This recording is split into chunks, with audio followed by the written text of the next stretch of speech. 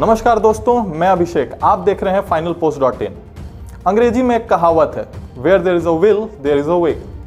भारतीय राजनीति में भी एक कहावत है, where there is Amit Shah there is a government. हाल में ही सोशल मीडिया पर एक मीम काफी वायरल हो रहा है, जिसमें डोनाल्ड ट्रंप, जो वोटों की गिनती में काफी पीछे चल रहे हैं, वो अमित शाह जी से मदद की गुहार करते हैं, जिस पर अमित शाह जी कहते हैं कि वो अभी बिहार इलेक्शंस को लेके व्यस्त हैं।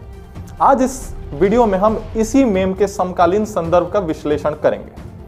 हमारे यहाँ एक कहावत है कि चाहे जे हो जाए हमर खूटा ही है गड़ी, मतलब चाहे जो भी हो जाए मैं जो चाहता हूं वही होगा। जी हाँ, आप भी सोच रहे होंगे मैं कहाँ भोजपुरी साहित्य लेकर बैठ गया। जी, मैं बात कर रहा हूं बिहार चुनाव के नतीजे और उसके बाद बनने वाली सरकार के विषय में। यह कहावत मैंने इसलिए कही क्योंकि बहुमत चाहे किसी भी पार्टी की आवे, सरकार तो भाजपा या यूं कहें कि एनडीए की ही बनेगी। आपका सोचना सही है, भले ही एनडीए को कम सीटें भी आए तो क्या, सरकार वही बनाएंगे। मैं कोई मजाक नहीं कर रहा, ना ही कोई पहेली बुझा रहा हूं। ऐसा हुआ है और ऐसा ही फिर बिहार में भी होगा। इसका फुल प्रूफ फॉर्मूला तैयार है। आपने देखा होगा पूरे बिहार चुनाव से भाजपा के चाणक्य अमित शाह बाहर थे। आखिर क्यों? पहले खबर तैर रही थी कि वे अस्वस्थ हैं, लेकिन ऐसा था नहीं। पूरी बिसात बिछाने के बाद अमित शाह जी अब पश्चिमी बंगाल को फतह करने चले गए हैं। यह फॉर्मूला क्या है ये अभी बताएंगे, लेकिन ये तो आप मानेंगे ही कि भाजपा की सरकार जब से केंद्र में बनी है तब से केवल बहुमत में ही रहने पर नहीं, बल्कि अल्पमत रहने पर भी पार्टी को सरकार बनाने का मौका मिल जाता है। मणिपुर से लेकर गोवा, कर्नाटक, मध्य प्रदेश, हर जगह की यही कहानी।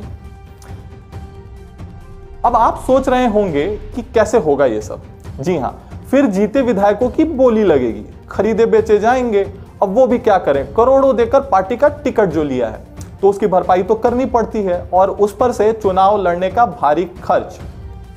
सौदा होने पर मंडी में जैसे बेचे जाने वाले किसी सामान की तरह ये गाड़ियों, बोलेरो, स्कॉर्पियो, फॉर्च्यूनर जैसे बड़ी भयंकर गाड़ियों में बैठकर दूसरे राज्यों के बड़े शहरों, किसी बड़े रिसोर्ट या फिर नेपाल तक ले जाया जा सकता है, और खास आवभगत के साथ इन्हें रखा जाएगा।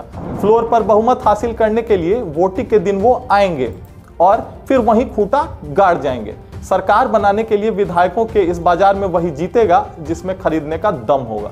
और आज के हालात पर नजर डालें तो भाजपा ही बोली लगाने से लेकर बाजी मारने तक में कामयाब होती नजर आ रही है। मतलब दल बदल के दलदल से ही वह अवतरित होगी बिहार की नई सरकार। लेकिन ऐसा नहीं है कि हॉर्स ट्रेडिंग भाजपा ने शुरू की है। भारत में दल बदल का इतिहास हमारी आजादी के साथ ही शुरू हो गया था। आजादी के तुरंत बाद 1948 में जब कांग्रेस समाजवादी दल ने कांग्रेस गठबंधन छोड़ने का फैसला किया तो उसमें अपने सभी विधायकों से कहा कि वह इस्तीफा देकर फिर से चुनाव लड़े। इस्तीफा देने वालों में आचार्य नरेंद्र देव जैसे दिग्गज नेता भी थे। भारत के पहले आम चुनाव के बाद 1952 में तत्कालीन मद्रास राज्य में किसी भी पार्टी को बहुमत प्राप्त नहीं हुई, तो इसी तरह जोड़ तोड़ कर सरकार बनी। 1967 और 1969 के विधानसभा चुनाव के बीच भारत के राज्यों और संघ शासित प्रदेशों में 550 सदस्यों ने अपना दल बदला। तब कांग्रेस सबसे बड़ी पार्टी थी, तो जाहिर है उस पर ही सबसे ज्यादा दल बदल के लिए उंगलियां उठी। मगर वह राजीव गांधी थे जिनके शासन में दल बदल को रोकने के लिए कानून बना।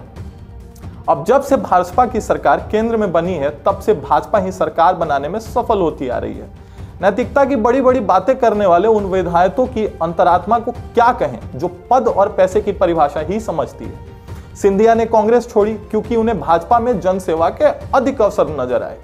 सचिन पायलट को भी शिकायत है कि उनकी सरकार जनता के लिए किए उनके वादों को पूरा नहीं कर रही है। तो सवाल ये उठता है कि क्या केवल भाजपा में जाकर ही या कोई पद लेकर ही सेवा की जा सकती है? विडंबना ये है कि ऐसे नेता बार बार महात्मा गांधी को अपना आदर्श मांगते हैं जिन्होंने अपने लिए कोई भी पद नहीं लिया। वैसे कांग्रेस के विधायकों के स्वागत में बाहें फैलाई भाजपा कांग्रेस के नेताओं को तोड़ने के लिए उनके अंतर्कलह को ही जिम्मेदार बनाती है।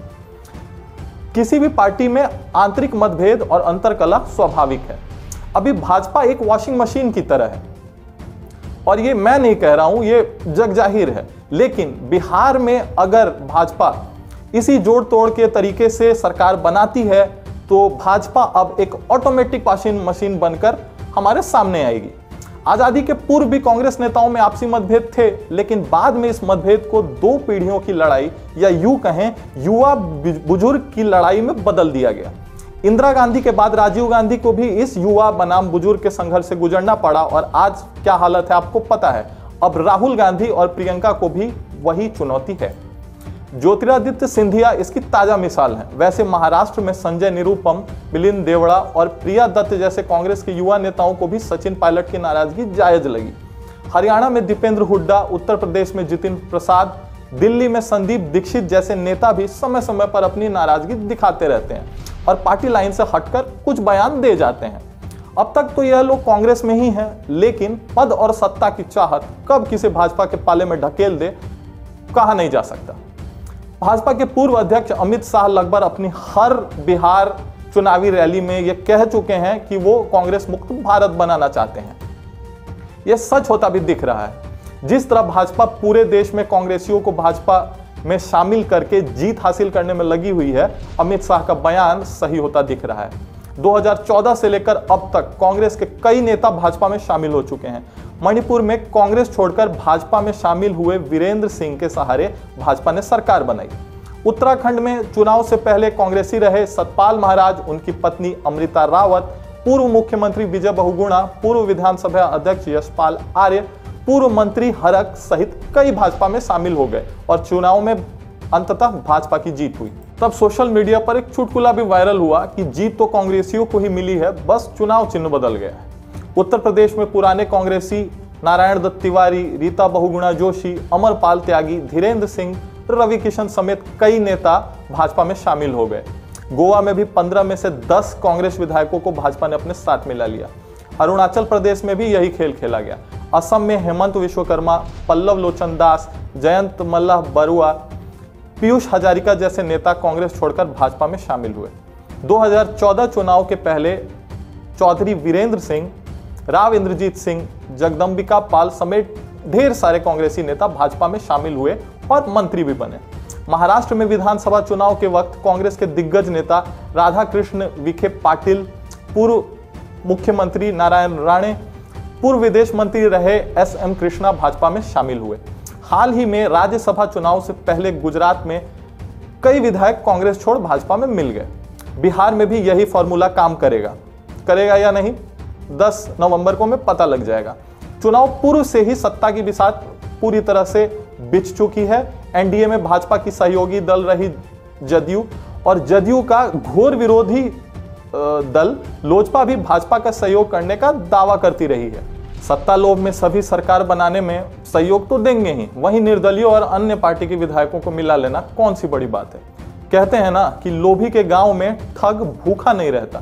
दूसरी ओर चुनाव के पूर्व से ही कई कांग्रेसी नेता भी भाजपा के संपर्क में रहे, तो कैसे नहीं बनेगी भाजपा की सरकार। इसके बारे में सोचिए और यह भी सोचिए कि कहीं इस बार बिहार चुनाव में आपका वोट का महत्व उतना ही तो नहीं रह गया जितना कांग्रेस पार्टी में अध्यक्ष पद चुनाव का महत्व होता है। हमें उम्मीद है कि आपको यह राजनीतिक विश्लेषण पसंद आया होगा। अगर आप हमारे YouTube चैनल पर पहली बार आए हैं तो इसे सब्सक्राइब करें, बगल में बेल आइकन को जरूर प्रेस करें ताकि आपको मिल पाए हमारी सारी रेगुलर अपडेट्स। फिर से हम मिलेंगे एक नए राजनीतिक विश्लेषण के साथ। मैं अभिषेक, नमस्कार।